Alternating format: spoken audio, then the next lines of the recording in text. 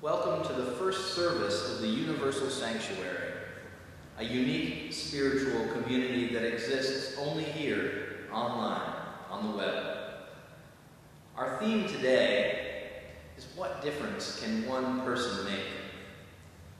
My strong belief is that one person can make all the difference, especially if that person is you.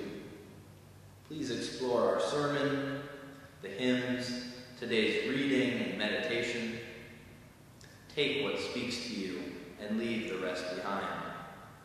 And when you're done exploring, please join us in the coffee hour to share your joys and concerns, to introduce yourself to old and new friends, and to tell us how we can better make this a place that feeds your needs.